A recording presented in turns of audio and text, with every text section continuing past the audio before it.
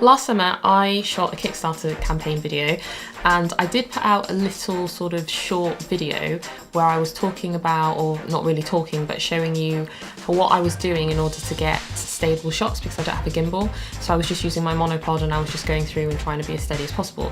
So that video is on YouTube, but the point in that video was to basically introduce this video, which I should have done ages ago because I've been sitting on the footage for so long. So this video is about that Kickstarter campaign that I did, because there was an interview and then there was obviously me capturing the B-roll. So what I was going to show you was my interview setup and also how I go about capturing my B-roll for something like that. So this is essentially what this video is going to be about. Sorry it's taken so long, but here it is. Put the place up. Put my face up.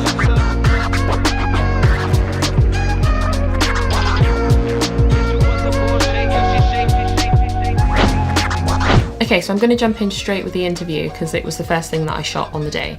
So I tend to use panel lights because they're easier to carry. I did used to use studio lights and take those around with me, but they're just such a faff and I don't break them down. So the panel lights were a lot easier.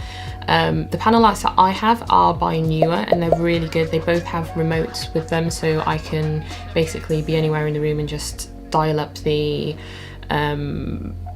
intensity of the brightness and also the color balance. So they're the lights that I use, and if I remember correctly, for the lighting setup for this, I actually positioned the lights so that I had like a rim light on Ben, so that it wasn't just him sort of fading into the background. I wanted to have that separation in that way as well.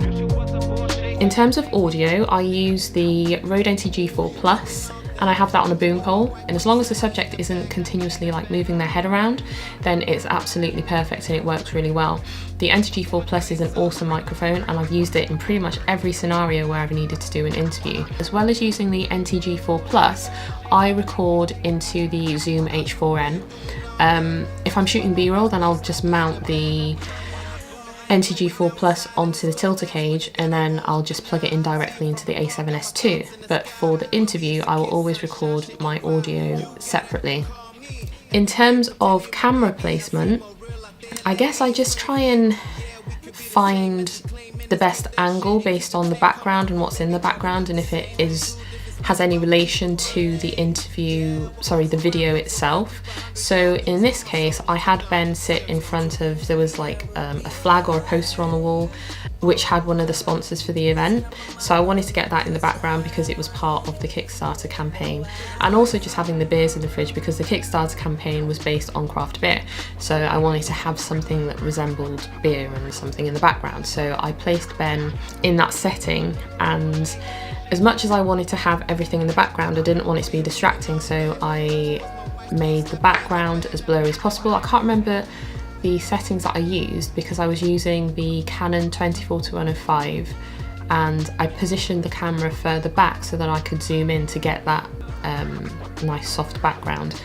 In terms of the camera settings, I think I would have just been on 25 FPS, shutter speed of 50, and in terms of aperture, I honestly can't remember, but it wouldn't have been more than 4 or 4.5. The camera that I used was the Sony A7S II, which, as most of you know if you've seen my other videos, that is my main camera. I use the tilter cage so that I can mount my Atomos Ninja Assassin, and for the interview I actually used the Assassin to record it.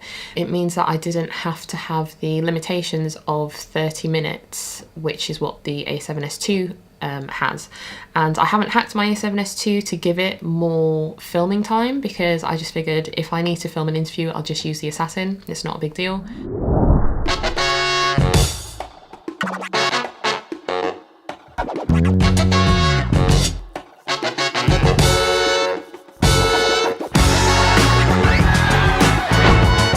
So in terms of B-roll, what I like to do is go around capturing close-ups before I will sort of focus on the subject. when I'm getting these close-ups, sometimes I'll use my slider, which is by Rhino Gear. It's the first generation slider, and sometimes I'll mount it on my tripod, or other times I'll just use it as it is, because it's got these 2 little feet, well, 4 feet on either side.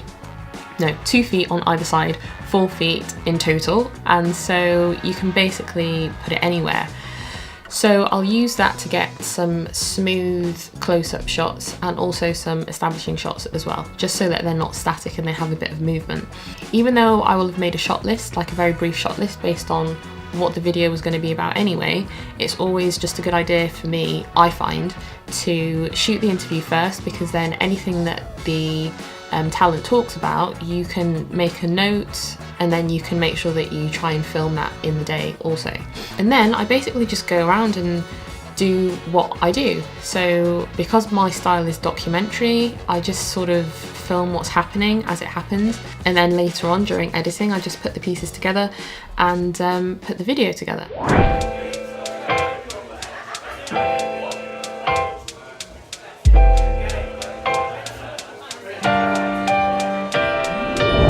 So yeah, that's it. If you guys have any questions, then just drop them below and I'll always answer you. If I've missed anything, drop them in the comments below. Otherwise, I'll see you guys on the next video. Thanks so much for watching.